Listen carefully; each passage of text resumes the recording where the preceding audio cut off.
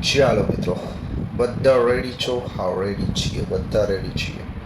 ચાલો આવી જાઓ, આવી જાઓ. 3, 2, 1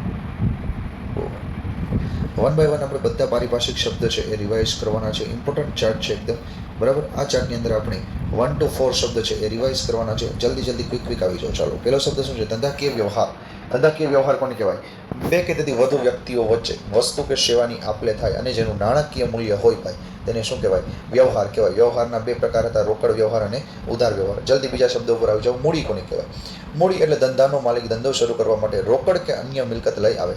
રોકડ કે અન્ય મિલકત લઈ આવે તેને શું કહેશું ભાઈ? મૂડી કહેવામાં આવે છે. Very good, very good. ઉપાડ ઉપર આવી જાઓ. ત્રીજો શબ્દ ઉપાડ. ધંધાનો માલિક અંગત વપરાશ માટે, શેના માટે ભાઈ?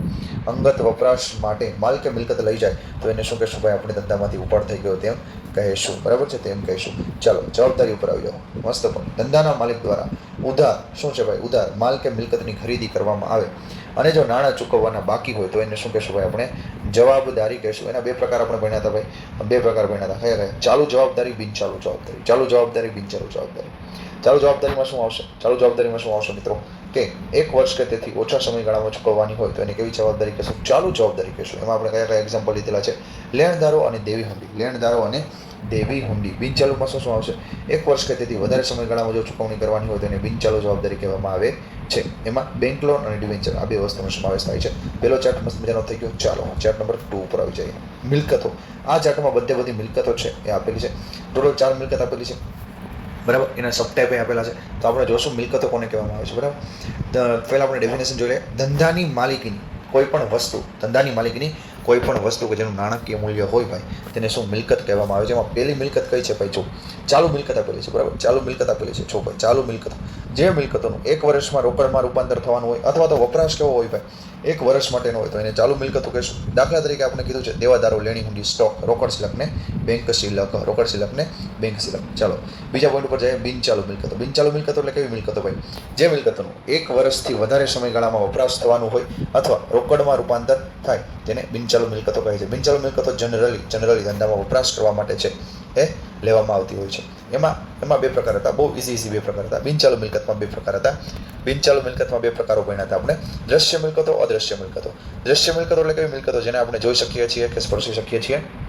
એમાં આપણે એક્ઝામ્પલ ભણ્યું હતું જમીન મકાન યંત્ર. શું છે? જમીન મકાન યંત્ર. જ્યારે અદ્રશ્ય મિલકતો એટલે કે જેને જોઈ શકાય કે સ્પર્શી શકાય નહીં, જેને જોઈ શકાય કે સ્પર્શી શકાય નહીં. એમાં આપણે શું ભણ્યું હતું? Trademark, patent, copyright. Trademark, patent, copyright. Very good, very good. ચાલો, સાવ ઇઝી પોઈન્ટ. વાસ્તવિક મિલકતો. વાસ્તવિક મિલકતો, જે મિલકતોનું વાસ્તવમાં મૂલ્ય હોય તેને કેવી વાસ્તવિક મિલકતો કહેવાય છે. જેમાં દ્રશ્ય મિલકતો, અદ્રશ્ય મિલકતો અને ચાલુ મિલકતોનો સમાવેશ થાય છે, બરાબર છે. અમારા રિવિઝન ચાર્ટ છે મિત્રો, રિવિઝન ચાર્ટ છે. આમાં ડિટેલમાં આપણે કંઈ જોતા નથી. આખું ચેપ્ટર જે 10 લેક્ચરમાં આપણે ભણ્યા છીએ એનો આપણે ક્વિકમાં રિવાઇઝ કરીએ છીએ, બરાબર. તો રિવિઝન ચાર્ટ છે. અગર પણ ડિટેલ વિડીયો જોઈએ છે ભાઈ આપણી CWનો, આપણી ચાર્ટનો, મીન્સ કે ડિટેલ વિડીયો જોઈએ છે તો કમેન્ટમાં તમારે કહેવાનું છે કે સર ડિટેલ વિડીયો તમે અપલોડ કરો, રાઈટ? હા. તો અવાસ્તવિક મિલકતો ઉપર આવી જાય. લાસ્ટ પોઈન્ટ બહુ ઇમ્પોર્ટન્ટ પોઈન્ટ છે, ઇમ્પોર્ટન્ટ પોઈન્ટ છે. લાઈવનું ઉદાહરણ એ મસ્ત મજાનું આપેલું છે, બરાબર.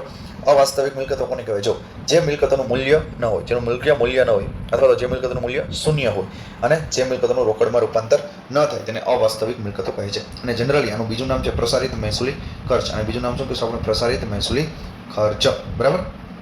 એક્ઝામ્પલ આપેલું છે RIL અને વિરુષ્કા. RIL છે એટલે રિલાયન્સ ઇન્ડસ્ટ્રીઝ લિમિટેડ છે. એણે વિરાટ અને અનુષ્કાન એટલે કે વિરુષ્કાન એડવર્ટાઇઝમેન્ટ માટે હાયર કર્યા.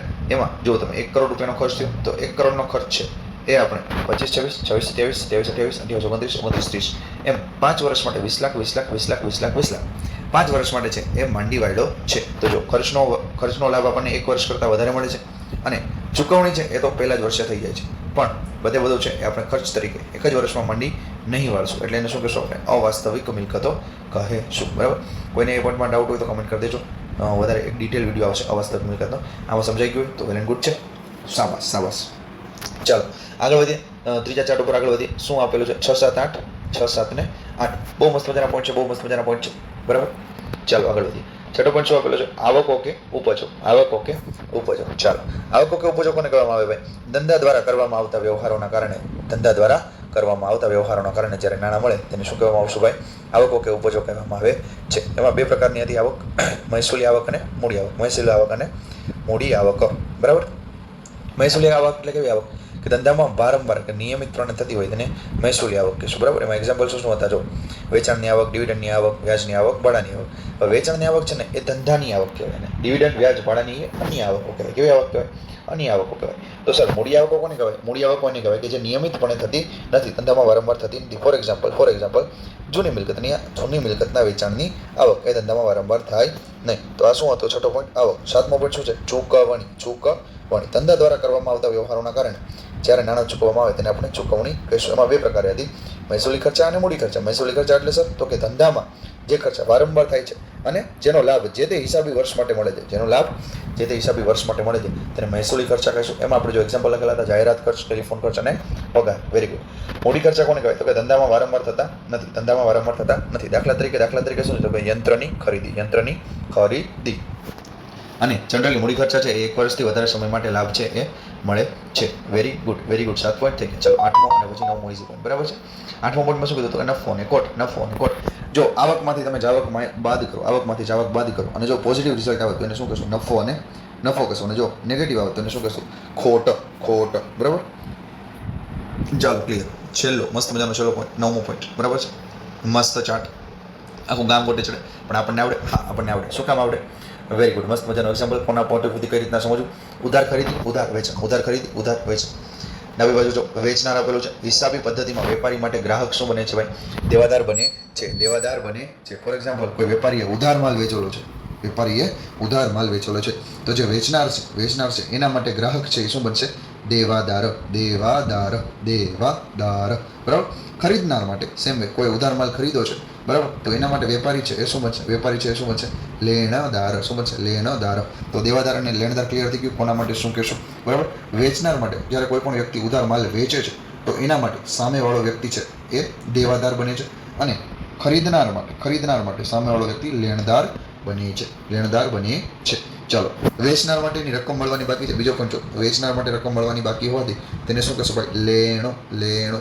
અને ખરીદનારને રકમ ચૂકવવાની હોવાથી એને શું કહેવાશે? દેવું.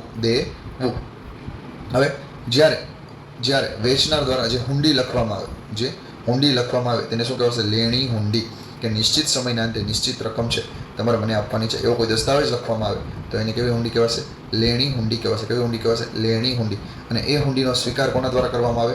ઉધાર જે વ્યક્તિએ માલ ખરીદેલો છે, બરાબર, દેવાદાર દ્વારા. એટલે કે દેવાદાર દ્વારા જો હુંડીનો સ્વીકાર કરવામાં આવે તો એ છે એ દેવી હુંડી ગણાય છે. તો આખા ચાર્ટમાં ટોટલ 6 કોન્સેપ્ટ આવ્યા. દેવાદાર આવી ગયું, લેણદાર આવી ગયું, દેવું આવી ગયું, લેણું આવી ગયું, અને દેવી હુંડી આવી ગયું, અને લેણી હુંડી આવી ગયું, બરાબર છે. તો આ તો આપણો નાનકડો મસ્ત મજાનો વિડીયો 10 મિનિટ અરાઉન્ડ થયો છે. પણ ચેપ્ટર 1 પારિભાષિક શબ્દ છે ઓલમોસ્ટ બધા આવી ગયા છે. ક્યાંક થોડાક શબ્દ છે એ બાકી રહી ગયા છે, એ આપણે નેક્સ્ટ વિડીયોમાં કરશું. બાય. જય હિન્દ, જય ભારત. વિડીયો ગમ્યો હોય તો લાઈક કરવાનું ભૂલતા નહીં, કમેન્ટ કરવાનું ભૂલતા નહીં. અને હા, આવા જ અવનવા વિડીયોઝ તમારે જોતા હોય તો પ્લીઝ મને 100 કમેન્ટ આવશે તો નેક્સ્ટ વિડીયો લાવવાની પૂરેપૂરી ટ્રાય કરીશ, પ્રયાસ કરીશ. બાકી શું ભણ્યા ટોટલ આપણે 9 શબ્દમાં આખું પારિભાષિક શબ્દ છે એ આપણે કવર કરી લીધું. તમને એક વખત બતાવી દઉં, જોઈ લો. પારિભાષિક શબ્દ દાદા કે વ્યવહાર ભણ્યા, મૂડી ભણ્યા, ઉપાડ ભણ્યા. પછી જવાબદારીમાં ચાલુ જવાબદારી, બિનચાલુ જવાબદારી. પછી મિલકતોમાં ચાલુ મિલકતો, બિનચાલુ મિલકતો. એમાં દ્રશ્ય, અદ્રશ્ય, વાસ્તવિક મિલકતો, અવાસ્તવિક મિલકતો. અને પછી આવકો, ચૂકવણી, નફો, ખોટ. અને છેલ્લો પોઈન્ટ હતો ઉધાર ખરીદી, ઉધાર વેચાણ. ચાલો, બાય. જય હિન્દ, જય ભારત.